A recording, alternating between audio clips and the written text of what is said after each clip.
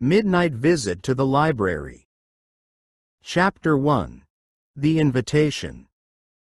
Elise lived in a quiet town in southern Sweden. The year was 1983, and life moved slowly. The streets were narrow, the buildings made of old red brick. Most people knew each other, and nothing strange ever happened. Elise was 26 years old. She worked as a school assistant, helping children with reading and writing.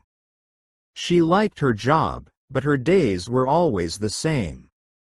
She woke up early, walked to school, helped the children, and returned home before sunset. Her apartment was small but warm, with shelves full of books and a window that looked out onto the square. Elise was not very social. She didn't go to parties or large gatherings.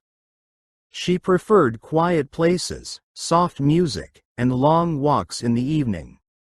She often walked through the town after dinner, watching the lights in the windows and listening to the wind. She liked the feeling of being alone but not lonely. Her favorite place was the library. It was an old building with tall windows and wooden floors. She visited it often during the day, reading old novels and history books. The librarian, a kind older woman named Greta, always greeted her with a smile. One cold afternoon in October, Elise returned home from work and checked her mailbox. Inside, she found a small note. It was written on yellow paper, folded neatly. There was no name, no stamp, no envelope. Just the note. She opened it slowly. The message was short. Come to the library at midnight. The door will be open. Elise stood still for a moment. She looked around, but the street was empty. The note felt strange. It was not a joke, and it didn't look like a mistake. Someone had placed it there on purpose. She read the note again. The handwriting was clean and careful. It didn't look rushed. Elise felt confused. She had never received anything like this before. She didn't know who had written it or why. But she also felt curious. The library was her favorite place, and the idea of visiting it at midnight was unusual. She had never seen it in the dark. She wondered what it looked like when no one was there. She wondered what she might find. That evening, Elise tried to focus on her book, but her mind kept returning to the note. She thought about the library, the quiet halls, the smell of old paper. She imagined walking through it alone, with only the moonlight to guide her. She didn't feel afraid. She felt drawn to the idea. Something inside her wanted to go. It was not just curiosity. It was something deeper. A feeling that something important was waiting. At 11:30, Elise put on her coat and scarf. The night was cold, and the streets were silent. She walked slowly, her footsteps echoing on the stone path. The town looked different at night. The buildings were dark, and the air felt heavier. When she reached the library, she stopped. The door was open, just like the note had said. No lights were on, but the moonlight came through the windows. Elise took a deep breath and stepped inside. The library was quiet. The air smelled like dust and old wood. She walked between the shelves, her eyes adjusting to the dim light. Everything looked familiar, but also different. The silence was deeper. The space felt larger. She moved slowly, listening to the creaks in the floor. In the back of the library, she noticed something new. A section she had never seen before. The shelves were filled with books that looked untouched. They were clean, with no labels. Elise walked closer and saw something that made her heart stop. Each book had her name on the cover. She didn't understand. She reached out and touched one of the books. It was warm, like it had been waiting. Elise stood there, alone in the quiet library, with the moonlight shining through the window. She didn't know what was happening. But she knew this night was not ordinary. Something had changed. And she was ready to find out what it meant. Chapter 2. The Silent Hall. At midnight, Elise left her apartment and walked through the quiet streets of the town. The air was cold, and the sky was clear. The moon was high above the rooftops, shining with a soft silver light. The town was silent. No cars moved, no windows were lit, and no voices could be heard. It felt like the world was sleeping, and only Elise was awake. She walked slowly, her footsteps echoing on the stone path. She passed the bakery, the school, and the small cafe near the square. Everything looked familiar, but different in the moonlight. The library stood at the end of the street. It was tall and dark, with old brick walls and large windows. Elise had visited it many times during the day, but never at night. Now, it looked like a shadow from the past. The door was open, just like the note had said. She stopped for a moment, looking at the entrance. The inside was dark, but the moonlight came through the windows, creating soft shapes on the floor. Elise took a deep breath and stepped inside. The air inside the library was cool and dry. It smelled like old paper, wood, and dust. The silence was deep, almost heavy. Elise walked slowly between the shelves. The books stood quietly, like they were sleeping. She touched one with her fingers. It felt smooth and cold. The lights were off, but the moonlight helped her see. She moved through the hall, remembering the places she had sat during the day. The reading table near the window, the corner with the history books, the small desk where Greta used to sit. Everything looked normal, but something felt strange. The silence was not just quiet, it was full. Full of something she could not name. Elise felt like she was being watched, but not in a scary way. It was more like the library was waiting for her. She walked to the back of the building, where the oldest books were kept. There, she saw something new. A section she had never seen before. The shelves were different, made of dark wood, polished and clean. The books were old, but they looked untouched. No dust, no marks, no labels. Elise stepped closer. Her heart beat faster. She looked at the books and saw something that made her stop. Each book had her name on the cover. Not printed like a normal title, but written in gold letters. The handwriting was elegant and clear. She reached out and touched one of the books. It was warm, like it had been waiting for her. She pulled it from the shelf and opened it slowly. The pages were thick and soft. They were filled with words, written in the same gold ink. Elise read a few lines. The story was about her. But it was not a memory. It was something that had not happened yet. She read about a place she had never visited, a person she had never met, a moment she had never lived. She felt a chill in her body. She opened another book. It was also about her. A different story. A different future. Elise stood in the silent hall, surrounded by books that told her life in many ways. She didn't understand how they got there. She didn't know who had written them, but she knew they were connected to her. The library had changed. It was no longer just a place for reading. It had become something more. A place of mystery. A place of truth.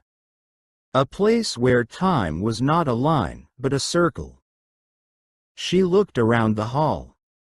The shelves stood quietly. The books waited. The moonlight moved slowly across the floor. Elise felt small, but also important. She had entered a space that was not part of the normal world. She had stepped into something hidden. Something powerful. She didn't know what would happen next. But she knew she had to keep reading. She had to understand what the library was trying to show her. The silent hall was no longer empty. It was full of stories. Full of futures. Full of questions. And Elise was ready to find the answers. Chapter 3. The Books of Tomorrow. Elise stood in the quiet library, holding the book with her name on the cover.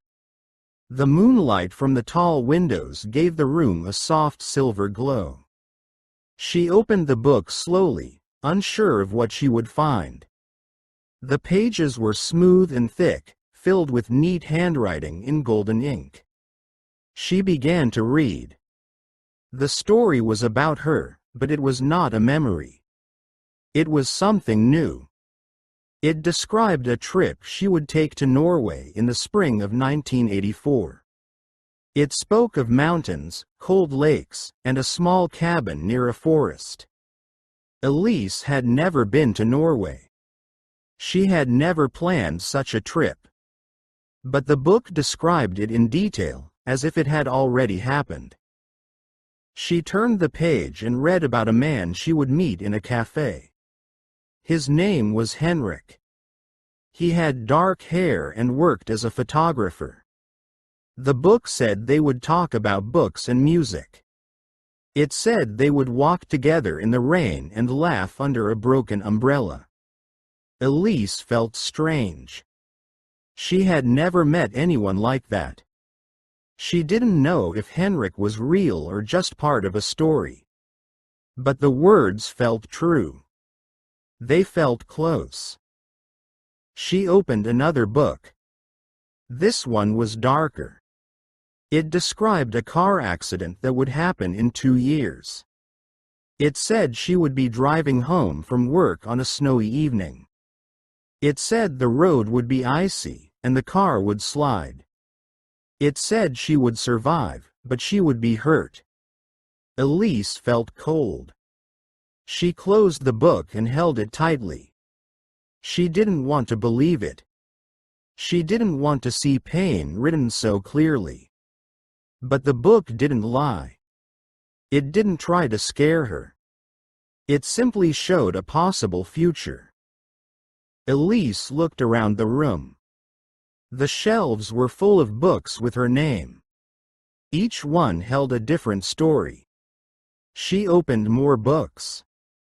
One showed her living in a big city, working in a bookstore.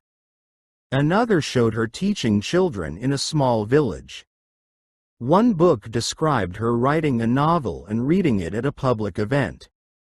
Another showed her sitting alone in a quiet house, watching the rain. Some stories were happy. Some were sad. Some were strange and hard to understand. But all of them felt real. She began to wonder. Were these books showing her future? Or were they showing many futures? Were they predictions or possibilities? Elise didn't know. She felt confused. She felt curious. She felt afraid. But she also felt something else. She felt power. The books didn't tell her what must happen. They showed what could happen. They gave her a view of different paths. She could choose. She could change. Elise sat on the floor and placed the books around her. She looked at the covers, each one with her name. She thought about her life. She thought about her choices. She had always followed a quiet path. She had stayed in her town, worked at the school, and lived alone. She had never taken big risks. She had never asked what else was possible.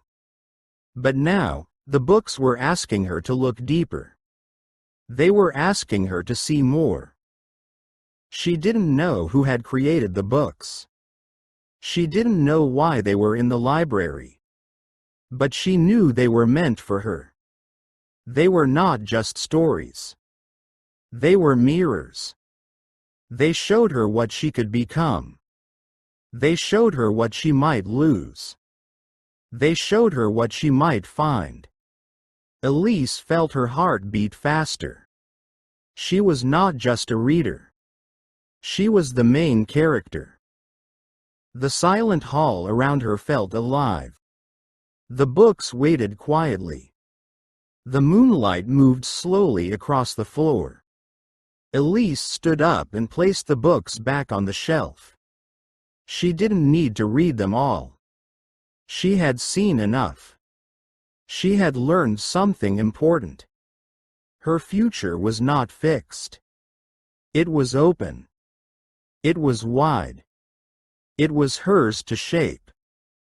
She walked out of the library with slow steps. The night was still quiet. The stars were bright. Elise didn't know what would happen next. But she knew she would live with more courage. She would make choices with her heart. She would not fear the unknown. Because now, she understood that tomorrow was not written in stone. It was written in ink. And ink can always be changed. Chapter 4. The Choice.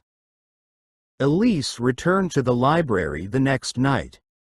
The streets were just as quiet, and the moon was once again high in the sky.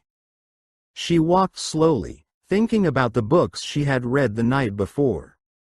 Her heart felt heavy with questions.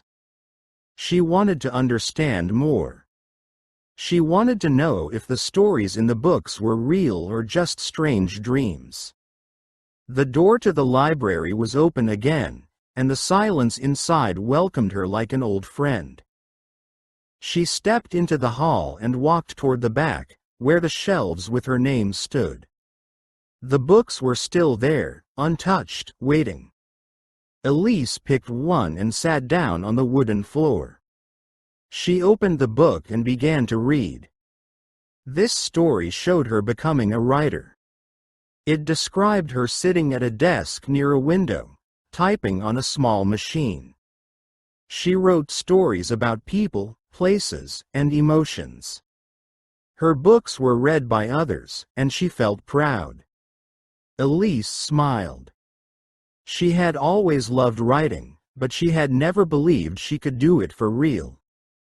She opened another book. This one was different. It showed her moving to a big city. The buildings were tall, and the streets were full of people. She worked in an office and lived in a small apartment. But the story felt cold. She was alone most of the time. She missed the quiet of her town. She missed the library. Elise felt sad reading this book. It was not a bad life, but it didn't feel like hers. The next book showed her helping children in a hospital. She wore a white coat and carried books to their rooms. She read to them and made them smile. The story was warm and full of kindness. Elise felt something move inside her. She had always cared about children. She had worked with them for years. This future felt close to her heart. Then she read a book that showed her never leaving the town. She stayed in her apartment, worked at the school, and visited the library often. Her life was simple and quiet. She grew older, and the town changed slowly around her. She was happy, but she also wondered what else could have been. Elise closed the book and looked around the room. The shelves were full of stories. Each one showed a different path. Some were bright. Some were dark. Some were full of love. Others were full of silence. She began to feel unsure. Was her life already written in these pages? Could she change the stories? Were they fixed, or were they only ideas? Elise didn't know what was true. She had always believed that life was made step by step, choice by choice. But now, with so many futures in front of her, she felt lost. She didn't know which one to follow. She didn't know if she had the power to choose. She sat quietly and thought about her past. She remembered moments when she had made decisions. Some were small, like what book to read. Others were big, like where to work or who to trust. Each choice had shaped her life. Each step had led her to this moment. Elise realized that the books were not rules. They were not commands. They were possibilities. They showed what could happen, not what must happen. She stood up and walked slowly between the shelves. She touched the books gently, feeling their weight and warmth. She didn't need to read every story. She didn't need to know every future. What mattered was the present. What mattered was the next step she would take. Elise understood that her life was not a single line. It was a field of paths.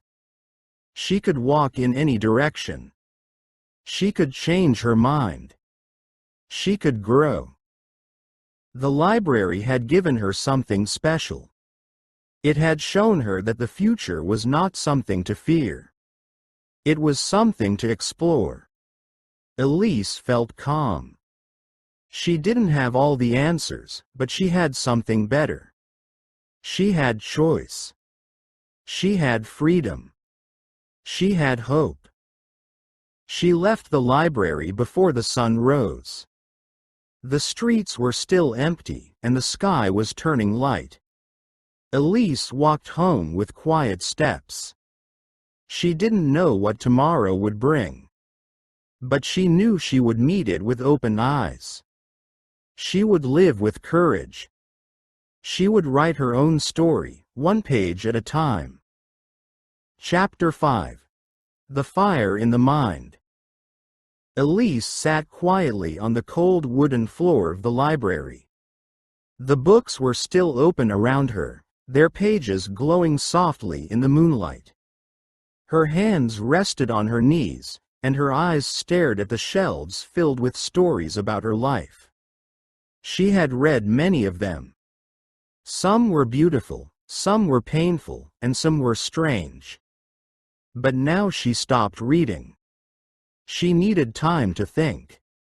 Her heart was full, and her mind was burning with questions. She closed her eyes and thought about her life. She remembered her childhood, the small house where she grew up, the garden behind it, and the sound of her mother's voice. She remembered her school days, the books she loved, and the quiet afternoons spent alone. She remembered her first job, her first apartment, and the long walks through the town. She remembered the choices she had made, some easy, some hard. She remembered the times she had said yes and the times she had said no. Each moment had shaped her. Each decision had built the path she was walking. She also remembered her dreams. Some were still alive inside her. Others had faded with time. She had once dreamed of traveling, of writing, of helping others. But she had stayed in her town, working quietly, living simply. She had not taken many risks. She had not followed every dream. And now, the books had shown her what might have happened if she had. They had opened doors to futures she had never imagined. Elise felt a fire in her mind. It was not a fire of fear. It was a fire of awakening. She understood something important. The books were not rules. They were not commands. They were possibilities. They showed what might happen, not what must happen. They were like windows into different rooms. She could choose which room to enter. She could choose which door to open. Her life was not fixed. It was flexible. It was alive. She looked at the books again. Each one had her name. Each one held a story. But none of them were stronger than her own will. She could change her path. She could write a new page. She could take a step in a new direction. The library had not given her answers. It had given her questions. And questions were powerful. They made her think. They made her feel. They made her grow. Elise stood up slowly. Her legs were stiff, but her heart felt light. She walked to the shelves and touched the books gently. She didn't need to read more. She had seen enough. She had learned what she needed. She smiled, not because everything was clear, but because she was no longer afraid. She was ready to live, not just follow a story, but create one. She walked toward the door of the library. The moonlight followed her, casting soft shadows on the floor. The silence was deep, but it felt warm now. It felt like a friend. Elise stepped outside and looked at the sky. The stars were bright. The air was cold. But inside her, something had changed. She was no longer just a reader. She was a writer of her own life. The fire in her mind did not burn her. It lit the way. It gave her strength. It gave her hope. She didn't know what tomorrow would bring. But she knew she would meet it with open eyes and an open heart. She would make choices. She would take risks. She would live with courage.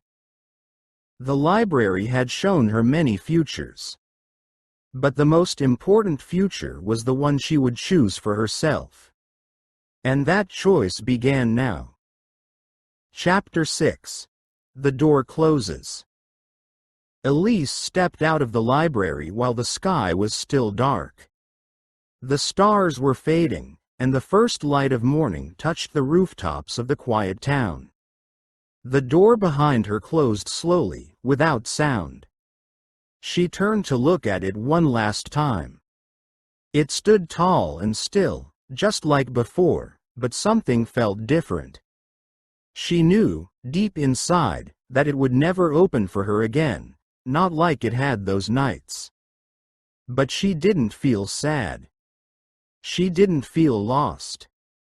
She felt ready. She walked home through empty streets. The cold air touched her face, but she didn't rush. Her steps were calm, her heart steady. The town was waking up slowly. A few windows began to glow with soft light. Elise passed the bakery, the school, and the cafe. Everything looked the same, but she saw it with new eyes. She was no longer the same person who had walked into the library days ago. Something inside her had changed. Back in her apartment, Elise made tea and sat by the window. She watched the sun rise over the square. The light grew stronger, and the shadows disappeared. She thought about the books she had read.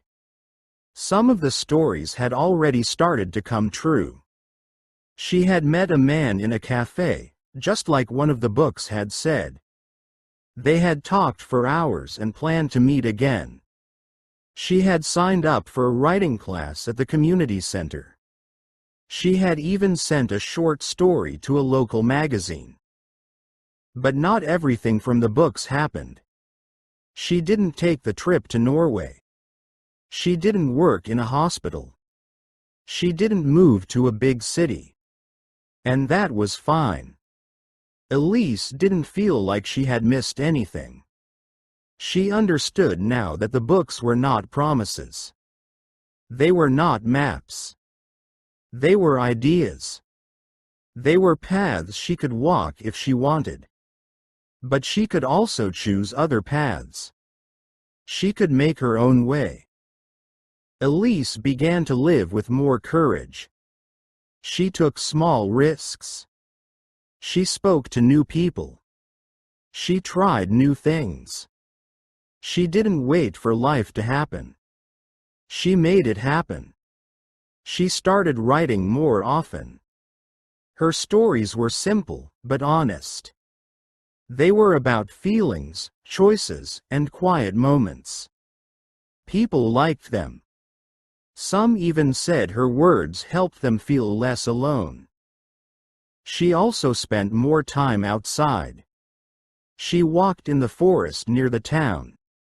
She visited places she had never seen before. She smiled more. She listened more. She didn't try to control everything. She let life surprise her. And sometimes it did. A child at school gave her a drawing of a flower and said it was for her stories. A stranger at the market told her they had read her work and felt comforted. These moments were small, but they mattered. Elise never found the library open at night again. She tried once or twice, just to see. But the door was always locked. Still, she didn't feel disappointed. She knew the library had given her what she needed. It had opened her mind. It had shown her that destiny is not a prison. It is a mirror. And mirrors can be turned. She didn't need the books anymore. She was writing her own. Years passed, and Elise continued to grow. She became known in the town as someone who listened, someone who cared, someone who wrote with heart. Her stories were read by many, but she never forgot where it all began. She never forgot the silent hall, the golden ink, and the fire in her mind. She carried those memories with her, not as answers, but as reminders. She understood now that life is not a fixed line. It is a garden of paths. Some are straight. Some twist and turn. Some are hidden until we look closely. And each step we take shapes the next. Elise walked her path with grace. She didn't fear the unknown. She welcomed it. Because she knew that sometimes the best stories are not found in books. They are lived. Moral: we often think our future is already decided. But the truth is, it changes with every choice we make. The library showed Elise that fate is not a locked door. It is a hallway with many doors. We can choose which ones to open. And sometimes, the best stories are the ones we write ourselves. Thank you for your attention. If you like the story, please like and subscribe. It motivates us to make new videos and helps us promote the channel. Thank you.